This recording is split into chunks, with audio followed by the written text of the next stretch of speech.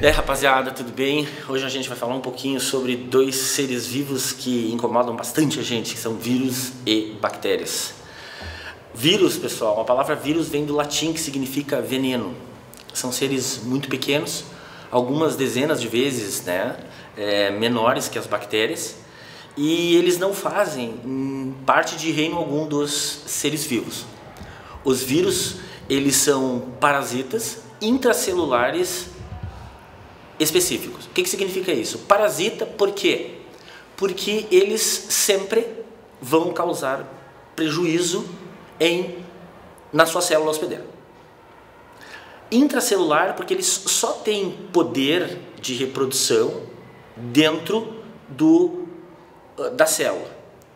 E específico porque cada vírus tem a sua célula específica hospedeira.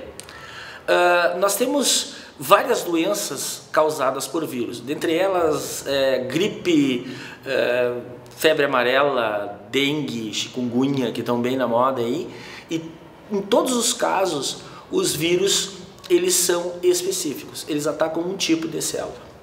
Por que os vírus eles não estão em nenhum reino? Primeiro porque eles só apresentam material genético, que pode ser DNA ou RNA. Eles não têm membrana plasmática, não têm citoplasma, não tem um citosol com organelas, muito menos núcleo celular. São constituídos basicamente por uma cápsula de proteínas que abriga o seu material genético. Não apresentam organização celular, são acelulares e não apresentam metabolismo próprio, como eu já tinha dito. Então, ele depende exclusivamente da sua célula hospedeira. Dentro do interior celular, ele pode fazer dois caminhos. Ele pode misturar o seu material genético junto ao material genético da célula, fazendo com que esta, ao se duplicar, reproduza o material genético viral. E a partir daí, funciona mais ou menos como um vírus de computador. Nós não conseguimos dar o comando ao computador porque ele toma conta da célula. E ele pode ter dois caminhos: quando ele liquida com a célula, quando ele mata a célula num ciclo lítico, ou quando ele definha essa célula até a produção de novas cápsulas virais, de novas cepas virais, que vão acabar saindo da célula para contaminar outras. Então, o ciclo lítico é aquele onde há destruição da célula e o lisogênico é aquele em que não há destruição da célula. Bom, outro ser vivo microscópico, agora mais especializado, que os vírus, são as bactérias.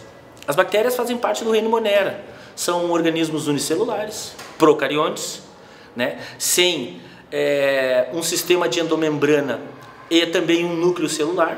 Podem viver isoladas ou em colônias e tem um DNA que não se organiza de forma cromossômica e ela tem parede celular. As bactérias, elas têm uma função muito interessante no ecossistema, agindo como agentes decompositores, mas também elas são causadores de várias doenças, como cólera, lepra, tuberculose, febre tifoide, vários tipos de doenças causadas por bactérias. A gente chama atenção sempre que as bactérias elas são classificadas conforme a sua forma. Nós temos bactérias esféricas, isoladas, que são os cocos.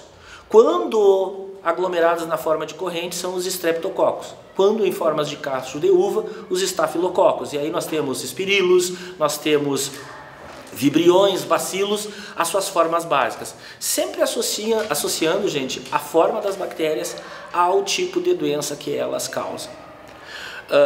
Poderia me perguntar, professor, a diferença então desses dois micro-organismos? Vírus acelulares, bactérias celulares procariontes. O que significa isso? Célula simples, mínima, dotada somente de material genético, ribossomos, para fazer aquelas características fisiológicas mínimas da célula. Célula procariótica não tem núcleo, não tem sistema de endomembranas, ela é simples. Ok? Quanto à nutrição, as bactérias podem ser autótrofas, que elas fazem processos de fotossíntese com a clorofila isolada pelo hieloplasma, ou quimiossíntese, quando sintetizam matéria orgânica com auxílio de energia liberada de uma reação inorgânica, as sulfobactérias, as ferrobactérias e assim por diante. E quando elas são heterótrofas, elas não produzem o seu alimento, elas podem ser parasitas, causando doenças, mutualistas, no intestino de ruminantes, por exemplo, e também fazem um papel muito, mas muito interessante na reciclagem de nutrientes.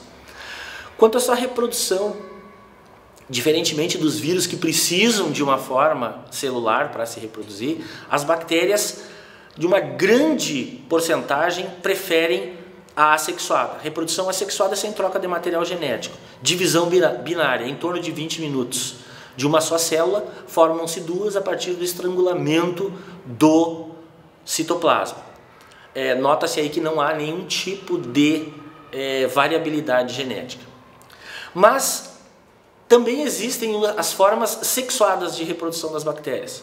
A conjugação, que é o contato entre duas bactérias, onde há troca de material entre elas. A transdução, onde a passagem de DNA ocorre de uma bactéria para outra ou simplesmente de um vírus que coloca dentro da bactéria o seu DNA.